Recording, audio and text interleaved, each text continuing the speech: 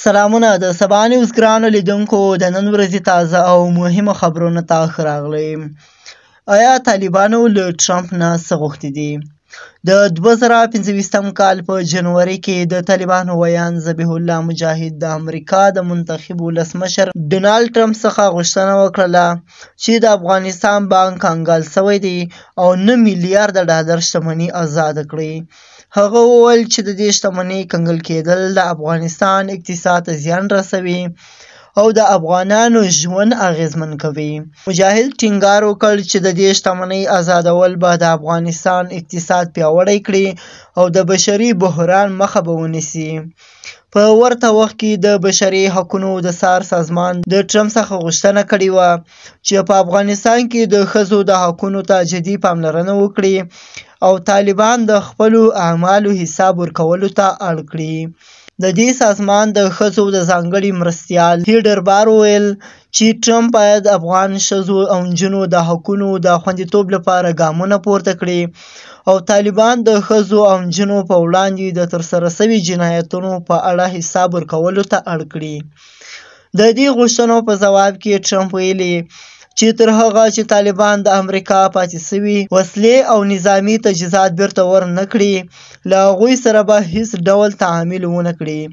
هغه ټینګار کړی دی چې طالبان باید لومړی امریکا پاتې شوي وسلې او تجهیزات وسپاري تر څو د راتلونکو خبرو اترو لپاره لاره هواره شي.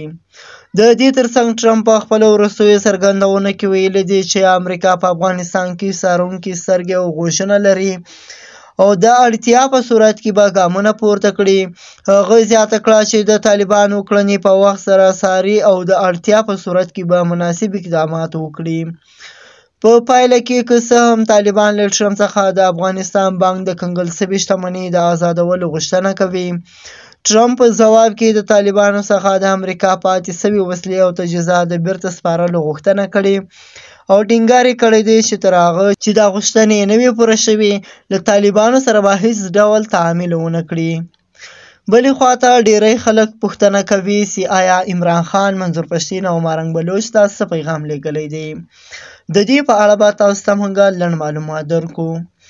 د موجوده معلوماتو له مخې عمران خان، منظور پښتین او مارنګ بلوچ ته کوم ځانګړی پیغام نه دی لیږلی. په 2018 کال کې عمران خان د منظور پښتین سره د لیدنې هیله لرله او د یوې ګډې ملګرۍ په مرسته منظور پښتین د خپلو ملګرو سره د بنګاله په یو پټه لاره ورغی. په دې لیدنه کې منظور پښتین د قبایلي سیمو د خلکو ستونزې عمران خان ته وړاندې کړې. عمران خان ژمنه وکړه چې که واک ته ورسېږم نو دغو ستونزو د حل لپاره به عملي ګامونه پورته کړم، خو وروسته یې دا ژمنه پوره نه کړه. په 2021 کال کې عمران خان په خپله وینا کې وویل چې د قبایلي سیمو خلکو د افغانانو طالبانو ملاتړ او د پښتون قوم پالنې پر بنسټ کړی و. دې څرګندونو د پښتون سیاستوالو او فعالانو لخوا غبرګونونه راوپارول او له هغه د معذورت غوښتنه وکړله. د منظور پښتین او د مارنګ بلوچ په اړه د موجوده معلوماتو له مخې عمران خان له هغوی سره کومه ځانګړې اړیکه یا پیغام نه دی تبادله کړی. بلې خواته د نیشنل ډیموکراټیک مومنټ مشر محسن داوړ ته ګواښونه شوي دي.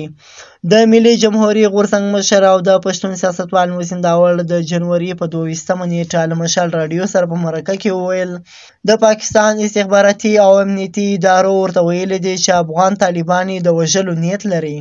هغه زیاته کړه چې دې ګواښونو ته جدي پاملرنه کوي او د خپل امنیت په اړه اندېښمن دی. د ملي جمهوري غورځنګ مشر او د پاکستان د قومي اسمبلۍ پخوانی غړی محسن داوړ ته د وژلو ګواښونه شوي دي.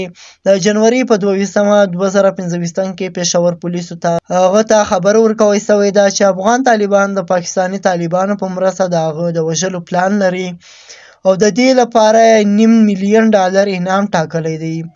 ویلی شوي دي چې په دې برید کې ممکن د بارودو ډک ګاډی وکارول شي. محسن داوړ ویلي دي چې وړاندې هم په 2024 کال کې د انتخاباتي کمپاین په مهال په هغه برید شوی و چې په هغه کې ژوبل شو. هغه زیاته کړه چې د طالبانو په ضد یې دریځ روښانه دی او په دې اړه هیڅ بدلون نه دی راوستلی. هغه وویل څومره په شدت د دوی په کردار نیوکه کوي نو دوی بیا په تشدد پوهیږي. دا و د نن ورځې تازه او مهم خبرونه.